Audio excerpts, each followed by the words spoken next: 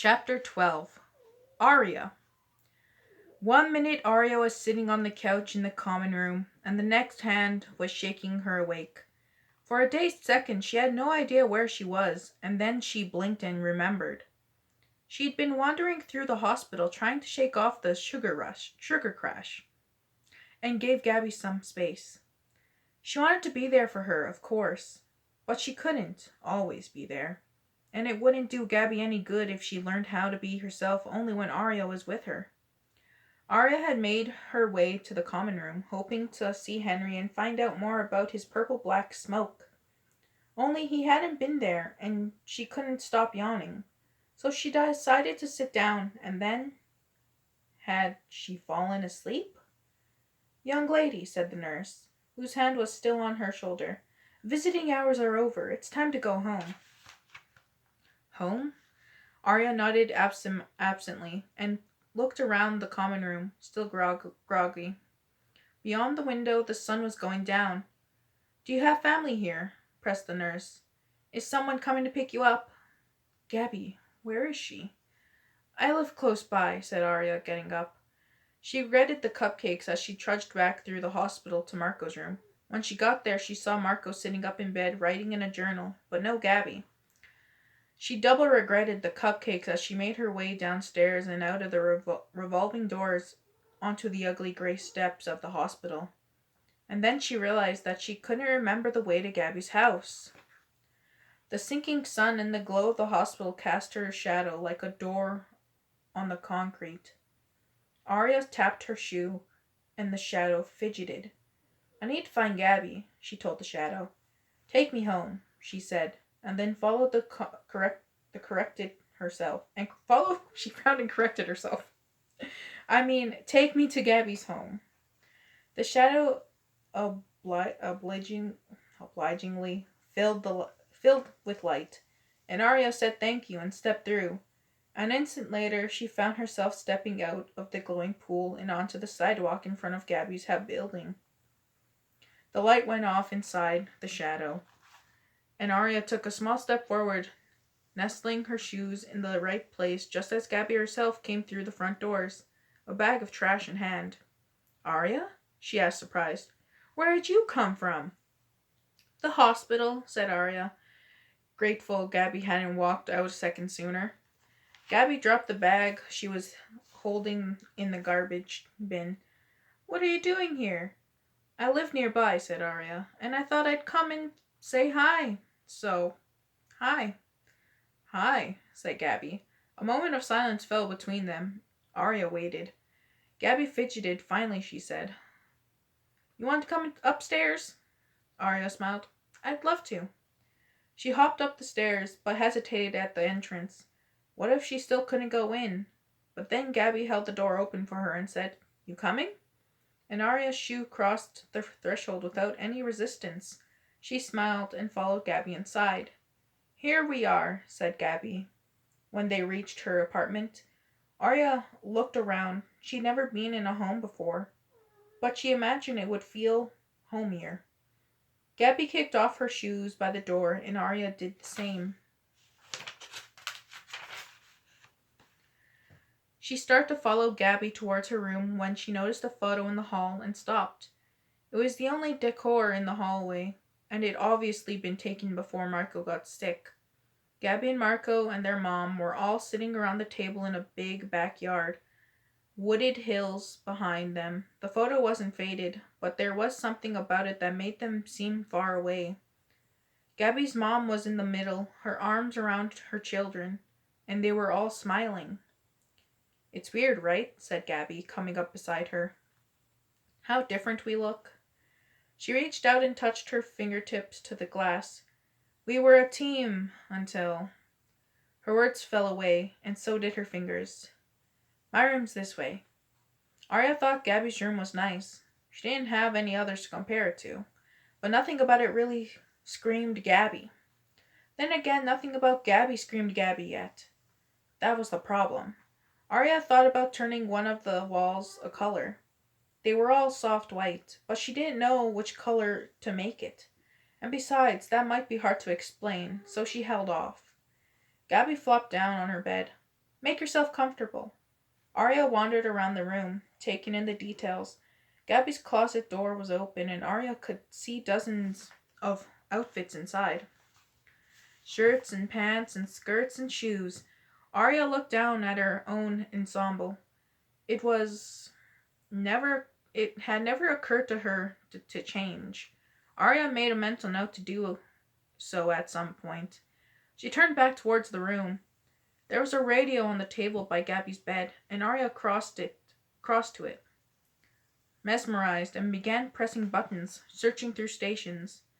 So, you came just to say hi? Asked Gabby. I didn't want you to think I'd bailed on you, said Arya. I fell asleep at the hospital. Songs poured and crashed and seeped and sprang out of the radio as Arya clicked through. Can I ask you something? Said Gabby, getting suddenly quieter. Why are you hanging out with me? Arya looked up from the radio, surprised. Gabby's smoke was swirling around her again, and Arya could practically hear the doubt spilling out of Gabby's head before she spoke. Is it because of my brother? Gabby asked quickly. Arya shook her head. No, it doesn't have anything to do with Marco. Is it because you feel sorry for me? I don't. Then why? Pressed Gabby. Arya chewed her lip. Because I want to help. So you do feel sorry for me. No, said Arya. But I can tell you're going through a hard time, and I'm hanging out with you because I want to. Because I think you're really cool, even if you can't see it. Gabby blushed, her eyes going to her bedspread. She mumbled something that sounded like, no, I'm not. You are too. The thing is, said Arya, searching for the words, I have this superpower. The corner of Gabby's mouth twitched. No, you don't.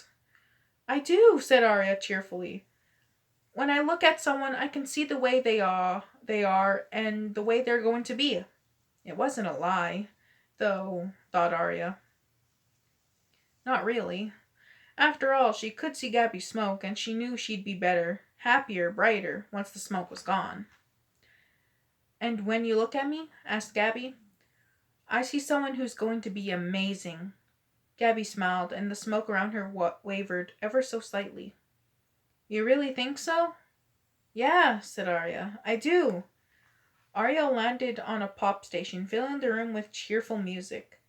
She fell into a cushy chair in the corner and pulled out her homework. It seemed silly to do it, but as long as Arya was helping Gabby, she figured she was a student. For a second she wondered what would happen when it was over and time for her to go.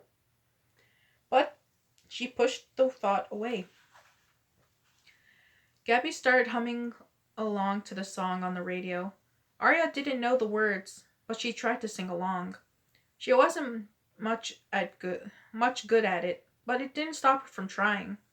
And the two ended up giggling more than once when Arya managed to be totally off key and replace all the words with nonsense ones at the same time.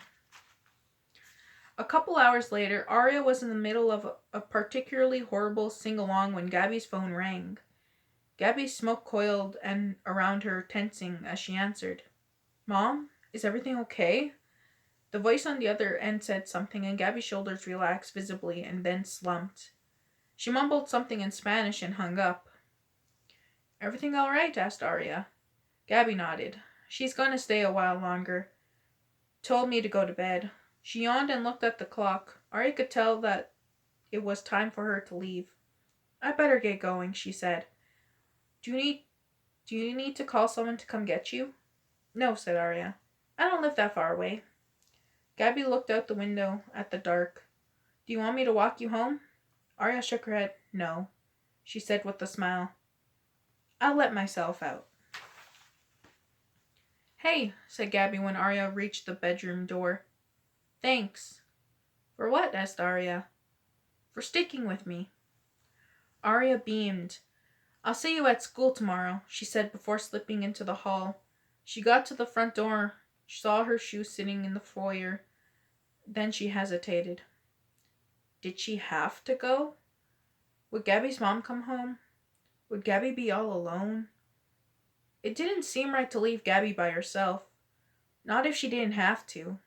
And even if Gabby couldn't see her, maybe she would feel less alone if Arya was there. Arya made her decision. She slid into her shoes and considered her teal laces for a moment before wheeling them along with the rest of her to disappear. "You pick," said Gabby at lunch the next day. Arya was looking over the club list again. That morning she'd managed to duck out of the apartment while Gabby was in the shower and met her on the front steps of the apartment building so they could ride the bus together.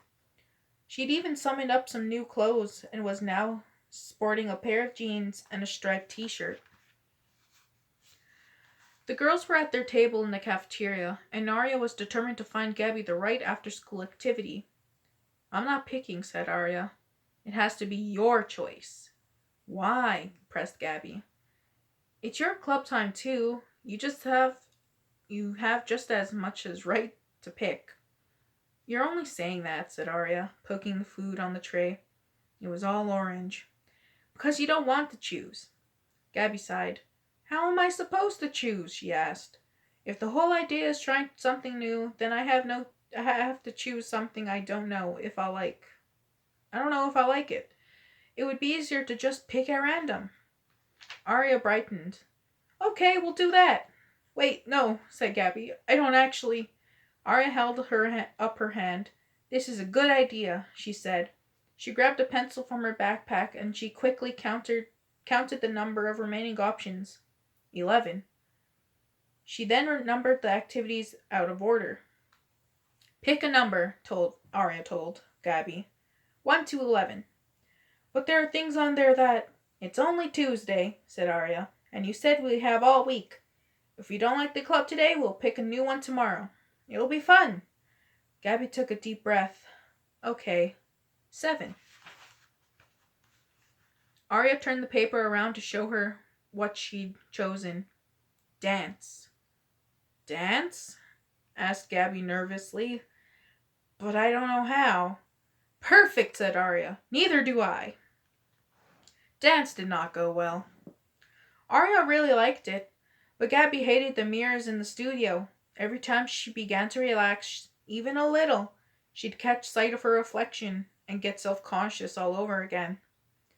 The next day they tried yearbook, option 8, which was a total bust because Arya wasn't very good with computers, having never seen one, and Gabby didn't know anything about the school or its students.